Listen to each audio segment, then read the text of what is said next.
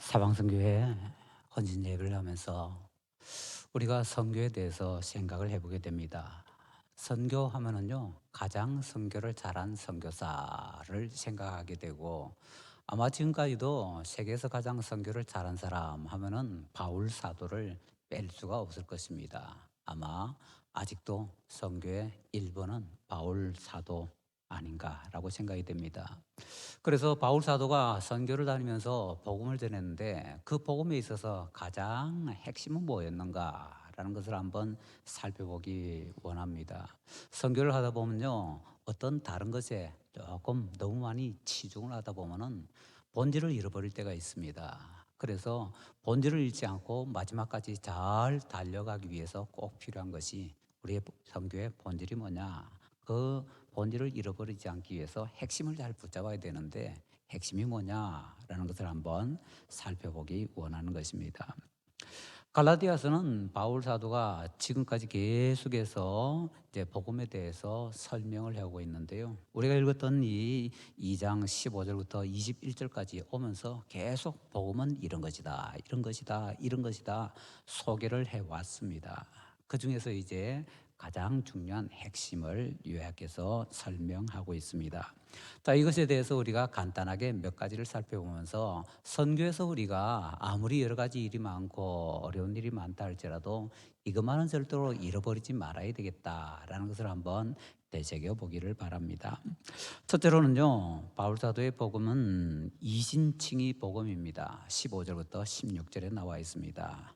먼저 참고로 바울 복음의 핵심 했는데요. 정확하게는 그냥 복음의 핵심이라고 얘기를 해도 괜찮지요. 왜냐하면 바울 사도가 복음을 전할 때 다른 사도들을 만났는데 다른 사도들이 바울 사도의 복음 전하는 것을 듣고 인정하면서 당신의 복음이나 우리의 복음이나 똑같다라고 했기 때문에, 그래서 굳이 바울 복음의 핵심이라기보다는 그냥 복음의 핵심인데요. 갈라디아서를 바울 사도가 성령님의 인도를 받아 썼기 때문에 제목을 바울 복음의 핵심이라고 하는 겁니다. 그 복음의 핵심 중에서 첫 번째는 이신칭의 복음입니다. 15절 16절에서 우리에게 가르쳐 주는 대로 이제 어렵다함이라는 것이 계속 문제가 되는데요. 어렵다함을 한자로 말하면 칭의가 되겠지요. 칭의라는 것은요, 어떤 성격의 단어냐라고 할 때 이 단어를 쓰는 현장을 한번 생각해 봐야 됩니다. 시장에서 쓸까요? 학교에서 쓸까요? 병원에서 쓸까요? 아니면 재판정에서 쓸까요? 아니면 또 어디 다른 곳에서? 이 단어가 어디서 쓰이는 단어인가라는 것이 사실은 그 뜻을 아는데 가장 중요한 것이다라고 할 수가 있습니다. 어렵다함, 칭의라는 단어는요, 이 단어가 어디에서 원래 쓰였는가 하면 법정에서 쓰였습니다. 그래서 칭의는 법정 용어다라는 것을 정확하게 머리에 좀 새겨야 됩니다. 이걸 까먹게 되면 자꾸 엉뚱한 데로 빠집니다. 다시요.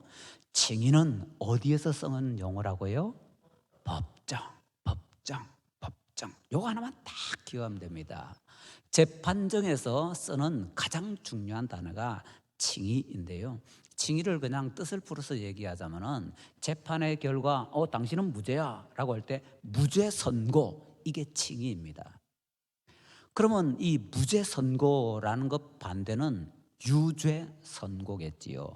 유죄 선고는 뭘까요? 정죄입니다. 그래서 칭의, 정죄, 이 두 단어는 우리가 그냥 일상생활에서 쓰는 것이 아니라 법정 용어이기 때문에 법정적으로 이것이 어떻게 쓰이는가를 알아야 되고, 그리고 법정 용어라는 그 자체가 또 뭔지 알아야 제대로 이해를 할 수가 있습니다.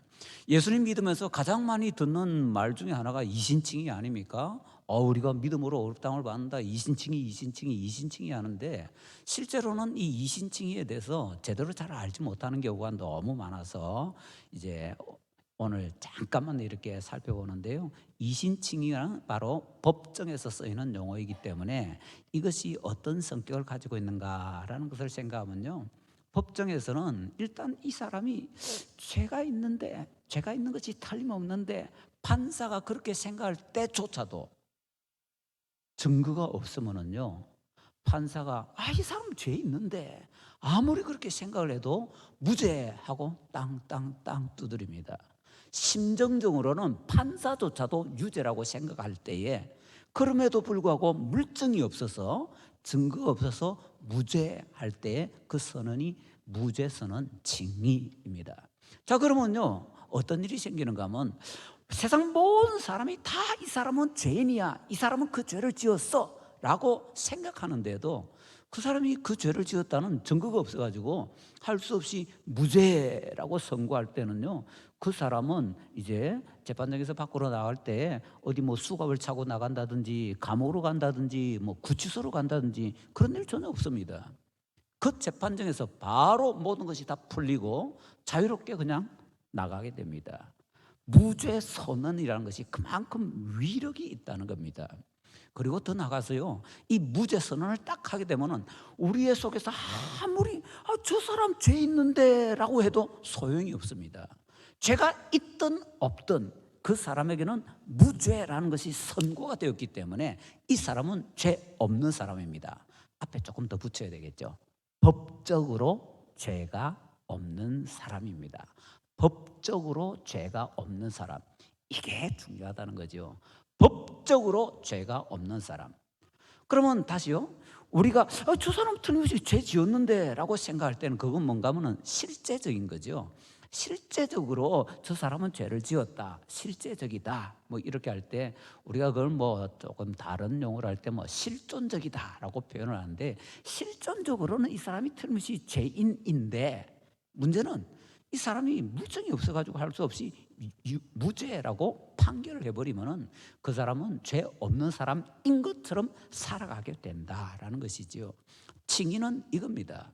이 사람이 죄가 있든 없든 그게 중요한 게 아니고요, 이 사람에 대해서 무죄라고 선언하게 되면 그 시간 바로 그 자리부터는요 이 사람은 죄가 없는 사람입니다. 밖에 나가서 활동하는데 누군가 그 사람을 해서 죄인 하면은 죄인이라고 말하는 사람이 잘못된 말을 하게 되는 것이 된다라는 것이지요. 자, 그래서 이 칭의라는 것은요 제일 중요한 게 뭔가 하면 법정적으로라는 것입니다. 법정적으로 이렇게 정리할 때는 이것을 다른 말로 표현하면은 신분이라고 할 수 있습니다. 이 사람의 신분이 죄인의 신분이냐 죄인이 아닌 신분이냐라고 할 때 무죄 했으니까 죄인이 아닌 신분, 죄인이 아니니까 그냥 의인이라고 할 수 있겠죠. 그래서 의인의 신분이다라고 얘기할 수 있습니다. 그러면 법정에서 따지는 건 뭘까요? 그 사람의 어떤 존재 그 자체일까요? 그 사람이 실제로 진짜로 죄인이다 이 문제일까요? 아니면은 이 사람의 그냥 신분이 죄인의 신분이다 아닌 신분이다 이걸 가리는 걸까요? 법정에서는요 아무리 속으로 이렇게 생각을 해도 실제로 증거가 없으면 할 수 없이 아닌데 하면서도 무죄하면은 그냥 무죄가 되는데, 이건 어디까지나 신분이더라 하는 것이죠. 실제가 아니라 신분이라는 겁니다. 자, 여기서 이제 우리가 생각을 해야 되는 것이 우리 장로교 쪽에서 가끔 일어나는 좀 해프닝을 생각을 해봐야 됩니다. 저 어릴 때 교회에서 이런 일이 있었습니다. 우리 학생들이나 청년들이 가끔 가다가 헌신 예배를 할 때에 이제 앞에서 기도를 대표합니다. 그래서 뭐 한참 열심히 기도하다가 아무 공로 없는 죄인이 예수님 이름으로 기도합니다. 그러면 그냥 걔는 그날 불려가는 겁니다. 어떤 장로님한테 불려가가지고 네가 왜 죄인이냐, 예수님이 이래가지고 예수님 믿어 안 믿어, 너 예수님 믿는데 왜 네가 니를 죄인이라고 하느냐, 그래가지고 굉장히 혼이 납니다.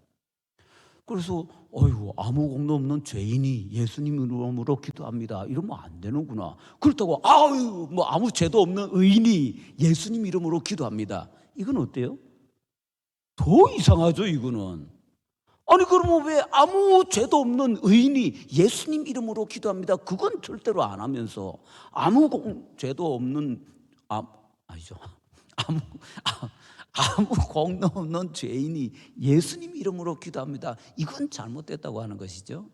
여기서 알아야 되는 것이 우리의 구원이라는 것이요 시작은 되었지만 아직 끝나지 않았다라는 것입니다. 이걸 성경에서는 어떻게 가르쳐 주는가 하면 이미 시작되었는데 아직 완성이 안 되었다라고 가르쳐 주는 겁니다. 우리가 의인이 되는 것은요, 믿음으로 의인되잖아요. 예수님 믿음으로 의인되는데 실제로 우리의 존재 자체가 의인이 되었다는 것이 아니고 신분이 의인되었다는 겁니다. 쇳덩어리입니다. 그래도 신분이 너 무죄라고 하나님께서 재판정에서 판결을 해주셔버리기 때문에 쇳덩어리인데도 불구하고 무죄가 되는 겁니다. 나머지는 좀 있다 하고요. 그래서 우리는 죄 없는 사람인 것처럼 살게 되는데 존재가 바뀐 것이 아니라 신분이 바뀐 것이지요. 그래서 우리는 신분이 이렇게 바뀌었다라는 표를 어디에서 얻는가 하면 법정에서 얻게 되더라라는 것입니다. 이걸 우리가 정확하게 정리를 좀 해야 됩니다. 그런데 천주교에서는 우리의 존재가 바뀐다고 합니다. 그래서 천주교에서는 어렵다고 칭하다, 이것을 어렵게 하다로 하려고 합니다. 어렵게 하다라면 한자가 달라집니다. 칭의가 아니라 의화가 됩니다. 어렵게 만들어준다라는 것입니다. 그런데 우리 성경에서 가르쳐주는 것은 어렵게 만들어주는 게 아니고 먼저 어렵다고 칭해주는 거고 그 다음에 어렵게 만들어줍니다. 그 다음에, 그러니까 칭의, 어렵다 함이라는 것은 신분을 바꿔주는 거고요. 그 다음에 신분이 바뀐 사람을 이제 신분이 바뀌었으니까 의인처럼 살아갈 수 있도록 만들어주는 거죠. 우리는 그걸 또 성화, 거룩하게 되어가는 것이라고 표현을 하는데 그것이 바로 그 다음 단계인데 이 두 개를 엎어서 하나로 만들려고 하는 것이 천주교에서 말하는 의화라든지 어렵게 만들어주다라는 것입니다. 일단 예수님 믿으면은 먼저 법정에서 어렵다고 칭함을 받고 그 다음에 법정에서 나가면서 의인인 것처럼 살아갈 수 있도록 힘과 능력을 더해주시고 그렇게 살아갈 수 있도록 만들어 주신다라는 것이죠. 이게 바로 이신칭의라는 것입니다. 자, 그러면 우리가 다시 임의와 아직 아니로 다시 생각을 해보면요, 이미 법정에서는 의인하고 인정을 받았습니다. 그런데 실제적으로는요, 쇳덩어리거든요.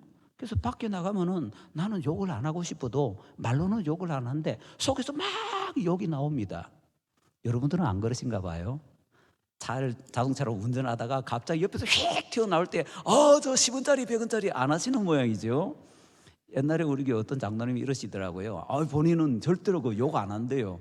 그래서 와, 장로님이 그 대단하시다고 했더만 나는 욕 대신에 다른 거 말합니다. 뭐요? 이랬더니 그 장로님은 돈으로 붙여 놓는답니다. 조금 작은 욕은 1원, 조금 큰 욕은 10원, 더 큰 욕은 100원, 더 큰 욕은 1000원, 도저히 못 참겠다면 10,000원, 이런 식으로 붙여놔가지고 막 튀어나와. 저 100원짜리 너무 급하면 짜리도 안 붙이답니다. 에이, 저 1,000원 그러신답니다. 그런데 그거는 이제 그분의 이제 비법이고요. 일단 이 욕은 입에 안 담으니까. 문제는요, 내가 아무리 예수 믿고 구원받았어도 그런 일이 막 튀어나오면 저절로 이게 뭡니까? 내가 아직 죄인이라는 거지요. 그래서 신분은 바뀌었는데 아직 존재가 안 바뀌었고 이 존재가 완전히 의인이 되어서 죄를 짓고 싶어도 못 짓는 그때는 언젠가 하면 예수님께서 재림하셔서 우리를 천국으로 들어보내주실 때 그때는 완성이 되어서 들어가기 때문에 더 이상은 죄가 없는 상황인 거죠. 자, 그래서 현재의 우리 상황을 따지면 뭐로 정리할 수 있는가 하면 하나님께서 법정에서 의인하고 칭해 주셨기 때문에 의인이 맞습니다. 근데 실제로 살아가면서는요, 아직 우리의 구원이 완성이 안 되었기 때문에 아직 죄인 그대로 있습니다. 죄인 그대로 있는데 자꾸 우리가 어렵게 살려고 노력하면서 거룩해져 가게 되는 것이지요. 그래서 정확하게 말하자면요, 지금 현재 여기서 우리는 의인이면서 죄인입니다. 죄인이면서 의인이고, 그래서 아무 공도 없는 죄인이 예수님 이름으로 기도합니다. 맞고요. 그것은 우리의 존재 실존적인 면에 있어서 아직 완성이 안 되었기 때문에. 그리고 아무 죄도 없는 의인이 예수님 이름으로 기도합니다. 그것도 맞습니다. 왜요? 재판정에서 이미 의인하고 인정을 받았기 때문에. 그러니까 성경에서는 둘 다 가르쳐주고 있는데 이것도 저것도 하고 가르쳐주는데 둘 중에 하나 내 마음에 드는 것만 쏙 잡아가지고는 이것이냐 저것이냐 해서 이것만 붙잡으면은 저것도 하나님께서 맞다고 하시는데 틀렸다라고 해버리면 사실은 내가 하나님 틀렸다고, 성경 틀렸다고 잘못 얘기하게 된다라는 것이지요. 자, 이렇게 바울 사도는 이신칭의를 가르치는데, 이신칭의는 다시요 법정에서 쓰는 용어입니다. 법정에서는 그 사람이 어떻게 뭐든지 상관없이 유죄 무죄하면 그거로 끝나는 거고, 밖에 나가면 그 사람의 신분이 유죄하면은 죄인이 되는 것이고, 무죄하면은 의인이 되는 것이고, 신분이 그렇습니다. 근데 실제로 그러냐 안 그러냐 존재라고 하십시다. 이 존재는 유죄 또는 무죄 관계없이 그 사람이 죄를 짓고 사는지 안 사는지 그것에 관련되어 있는데, 죄가 없는 사람이 하나도 없으니까 모든 사람은 100% 실제로 존재로는 죄인이더라는 것이죠. 그러면 세상에는 두 종류 사람이 있습니다. 첫 번째 사람은요 그냥 죄인인 사람이 있고요, 두 번째 사람은 죄인인데 재판정에서 의인하고 인정을 받은 죄인이 있습니다. 여러분들은 어떤 분입니까? 죄인이기만 한 사람은 천국에 못 갑니다. 근데 죄인인데 예수님 믿어서 의인하고 재판정에서 인정을 받았으면 천국에 갈 수가 있습니다. 바로 이 문제를 우리가 정확하게 정리를 한번 해보십시다. 자, 그 다음에 이제 나머지는 시간이 없네요. 자, 이거 하나만 해도 족합니다. 이신칭의가 뭔지. 그런데 이 이신칭의를 다시 조금만 더 나가면요, 바울 사도는 여기 15절 16절에서 끝나는 것이 아니라 그 다음에 17절 18절에서는 이 이신칭의를 받은 사람은 자기가 어렵다함을 받았기 때문에 그 다음에 세상에 나가서 나중에 내가 회개하면 되지 뭐 하고는 또 마음대로 자기 죄 짓고 싶은 대로 죄 지으면서 사느냐, 절대로 그렇지 않다라는 것을 17절 18절에서 얘기합니다. 이걸 어떤 분은 이렇게 표현하더라고요. 자필멸복음, 자신을 반드시 죽이는 복음. 예수 믿어서 의롭다함을 받았다면은 이제 우리 신분이 바뀌었는데, 신분이 바뀐 사람은 존재도 그런 사람이 되기 위해서 노력을 한다는 거지요. 그래서 반드시 자신을 날마다 죽이면서 살아가야 된다는 겁니다. 그런데 자신을 날마다 죽이지 않고 날마다 죄 지으면서 살아가면 이거는 반대길로 가는 사람이다 라고 얘기할 수 있는 거지요. 그 다음에 세 번째로는요 19절 20절에서 이것은 이신생활복음이라고 할 수 있습니다. 믿음으로서 생활하는 복음. 내가 믿습니다라고 믿음을 말로만 하면 안 되고요, 그 말로 믿는다는 그것이 뭐로 나타나야 되는가 하면 생활로서 나타나야 된다는 거지요. 죄에 대해서 죽이는 것로만 끝나는 것이 아니라 어려운 삶을 살기 위해서 노력하면서 살아가야 된다. 이것이 바로 19절 20절에서 말하는 이신생활 복음이라는 겁니다. 그런데 우리가 이렇게 열심히 믿음 생활을 하다 보면요, 우리 속에서 뭔가 또 이렇게 올라옵니다. 내가 말야 거룩해져 가지고, 내가 말야 그래도 막 이런 것이 나옵니다. 그래서 마지막 21절에서는 은혜의 복음에 대해서 얘기합니다. 아무리 당신이 예수님 믿고 구원받아서 대단하게 멋지게 산다 할지라도 그것은 당신이 잘나서가 아니고 하나님의 은혜입니다 라는 것을 정확하게 얘기한다는 거죠. 그래서 은혜의 복음, 이 네 개가 묶여야 복음의 핵심이 되는 거지, 네 개 중에서 하나만 딸랑 떼가지고 1번 하나만 가지고서 그러니까 나는 예수님 믿는다고 하니까 그거로 땡, 이거는 복음이 아니다라는 것이지요. 1번이 있다면요 2번 3번 4번 계속해서 연속으로 나와야 된다는 겁니다. 이신칭의, 그 다음에는 두 번째는 뭐라고 했을까요? 자필멸, 나를 죽이는 삶을 살아야 됩니다. 그거로 끝나는 것이 아니라 세 번째는요 이신생활, 믿음으로 살아가야 됩니다. 믿음으로 살아난 사람은 믿음으로 살아가야 됩니다. 마지막 네 번째는요, 그래서 내가 잘났다 할 것이 아니라 이것도 하나님의 은혜입니다. 믿음도 하나님의 은혜로 받은 것이고 내가 믿는 사람답게 사는 것도 하나님의 은혜입니다. 은혜의 복음을 얘기해야 된다는 거지요. 이 네 개가 묶인 것이 진짜 복음입니다. 이 중에 내 필요한 것 하나만 뺀다든지 내가 거부한 것 2개 빼버린다든지 그러면 그것은 진짜 복음이 아니다라는 것이죠. 바울 사도는 이 네 가지를 묶어서 복음 세트로 우리에게 주는데, 여기에서 선택해서 하나만 뽑으려 하지 마시고 모든 것을 같이 묶어서 바로 받을 수 있는 우리 모두가 되시기 바랍니다.